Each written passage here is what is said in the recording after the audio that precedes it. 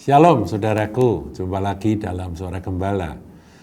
Saudaraku, kali ini saya ingin mengingatkan pada Anda sekalian bahwa dalam pelayanan gereja Kahal itu kita punya pelayanan yaitu membagikan makan siang gratis kepada mereka-mereka yang membutuhkan.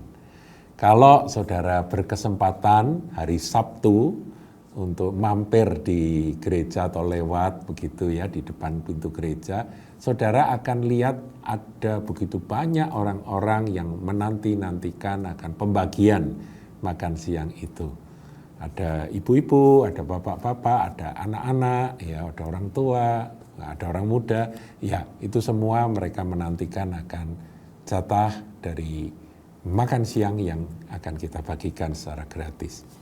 Nah saudara, ini adalah bagian dari pelayanan kita dan itu mengingatkan saya akan teguran Tuhan yang sangat keras di dalam kitab Nabi Yehezkiel pasal yang ke-16.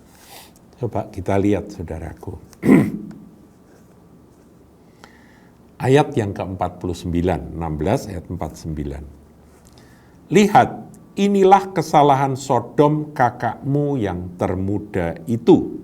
Jadi digambarkan bahwa Sodom itu adalah kakak yang termuda. Apakah dosa Sodom? Apakah kesalahan Sodom? Tertulis di dalam Yehezkiel.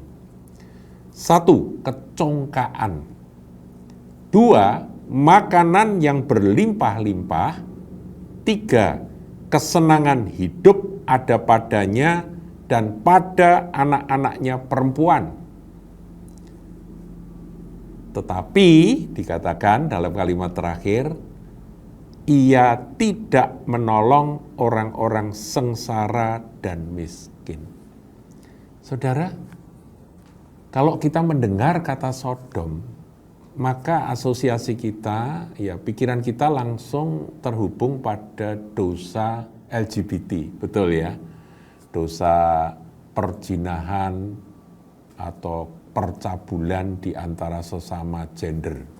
Itu yang dosa Sodom dan itu memang nggak salah, memang itu benar. Tetapi di sini disingkapkan bahwa dosa Sodom atau kesalahan Sodom itu justru tidak disinggung itunya, saudara.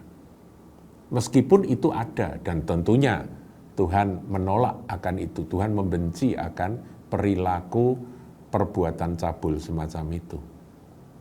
Tetapi di sini yang ditekankan di dalam ayat yang ke-49 ini adalah kecongkaan. Kecongkaan, saudara. Yaitu sombong. Sombong karena apa? Dilanjutkan, karena mereka kaya. Makanan yang berlimpah-limpah. Jadi makanan itu dibuang-buang, berlimpah-limpah. Dan kesenangan hidup ada padanya. Jadi mereka mengentertain akan hidup mereka itu dengan begitu rupa. Dalam kesenangan demi kesenangan hidup sementara ini. Saudaraku, tentunya kita menikmati hidup itu tidak salah karena Tuhan berkati supaya kita dapat bersyukur dan menikmatinya.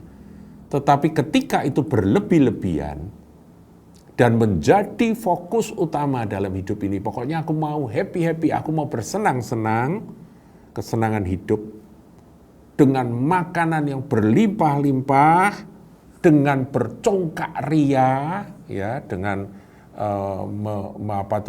sikap yang congkak, sikap yang sombong, tetapi dikatakan ada padanya dan ada pada anak-anaknya perempuan, jadi anak-anak perempuan itu dimanjakan sedemikian rupa, tetapi ia, Sodom, tidak menolong orang-orang sengsara dan miskin. Saudaraku, kita perlu merenungkan akan teguran ini. Kalau kita sudah diberkati, kalau kita sudah kelimpahan, tentunya itu karena kasih Tuhan, kasih karunia Tuhan. Pertama, kita mengucap syukur kepada Dia. Siapakah aku ini sehingga Engkau melimpahi aku dengan berkat yang begitu rupa? Jangan congkak. Sebab semua dari Dia, oleh Dia, dan bagi Dia. Semuanya adalah kasih karunia. Jangan congkak ketika bisnis saudara sukses. ketika pekerjaan Anda berhasil dan Anda terus ditingkatkan di dalam karier, ketika uang tidak jadi masalah lagi, jangan congkak. Dan makanan yang berlimpah-limpah itu perlu kita ingat. Setiap kali saudara makan, kalau ada kelebihan, saudara ingatlah mereka yang tidak bisa makan. Jadi sikap kita terhadap makanan itu menentukan perkenan Tuhan. Saya sendiri kalau di rumah itu makanan itu selalu kami habiskan karena ini berkat Tuhan.